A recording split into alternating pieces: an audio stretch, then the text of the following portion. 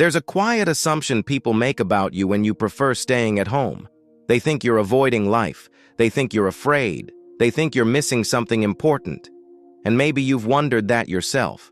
Because everywhere you look, the world seems to reward the opposite. Noise, movement, presence, being out there, being seen, being busy. Meanwhile, you feel something very different. Your body tightens in crowded spaces. Your thoughts scatter in loud rooms. Even conversations you enjoy leave you feeling strangely exhausted. It's not that you dislike people. It's not that you lack ambition. It's that something in you feels constantly overstimulated. And you don't know why. Then the door closes. The noise drops. The pressure lifts. Your shoulders fall without you noticing. For the first time all day, your body exhales. This isn't boredom. This isn't loneliness. This is relief. And psychology has a name for what's happening. Every nervous system has what psychologists call an optimal level of arousal. Some people need high stimulation to feel alive. Others function best with much less. People who love staying at home often have nervous systems that become overwhelmed more quickly. Too much sound, too much conversation, too much social performance. Even positive stimulation slowly drains their internal energy. So when the stimulation stops, the nervous system finally returns to balance. Home becomes the only charger that actually works. Not because you're weak, but because you're wired for depth, not noise. This is where most people misunderstand you. They label you as introverted and move on. But introversion isn't the full story. Many people who love staying at home are socially capable. Some are expressive, some are warm, some are even outgoing. What separates them isn't personality. It's energy awareness. You feel, often without realizing it, exactly how much the world is asking from you. And you know when the cost is too high. Psychological research shows that some people process information more deeply. Emotions linger longer. Sounds hit harder. Social cues carry more weight.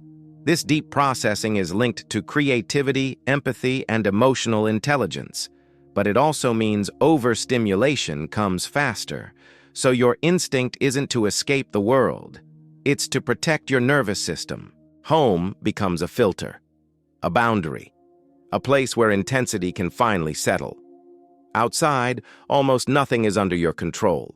At home, everything is. The lighting, the noise, the pace, the emotional atmosphere. For people with anxious or sensitive nervous systems, this control isn't indulgence, it's regulation. Studies show that perceived safety lowers cortisol, the stress hormone. That's why your thoughts slow down at home. That's why emotions surface there. That's why clarity often arrives in silence. There's something else home offers that no other place does. You don't have to perform. No managing impressions, no adjusting your tone, no being on. The social version of you dissolves. What's left is the real one. Staying home isn't doing nothing, it's repair. But here's the uncomfortable truth psychology rarely talks about.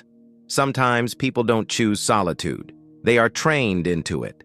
Not by personality, but by environments where being visible wasn't safe. Where expressing too much led to rejection. Where sensitivity was punished. Where being quiet felt like protection. And this is where the question matters. How do you know if staying home is healing you, or slowly shrinking your life? The answer isn't where you are, it's why you're there. Psychology draws a clear line between restorative solitude and avoidant withdrawal. If staying home leaves you feeling grounded, creative, and open, it's healthy. If it leaves you feeling heavy, numb, or afraid of the outside world, something else is happening. Awareness is the difference. Many people fall in love with home after emotional exhaustion. Years of adapting. Years of explaining themselves. Years of being too much or too quiet. Psychologists call this emotional decompression. When safety finally appears, the body releases everything it was holding. The tiredness, the silence, the stillness. That's not laziness. That's healing. People who love staying home often want fewer connections, but deeper ones. They value silence that feels safe, presence over performance, depth over frequency. This isn't social failure. It's emotional discernment. One of the strongest indicators of emotional maturity is the ability to enjoy your own company. People who love staying home often develop self-companionship. They don't run from their thoughts. They don't fear their emotions. They can sit with themselves and remain whole. That stability changes everything. So if you're someone who loves staying at home, hear this clearly. You are not broken. You are not weak. You are not missing out.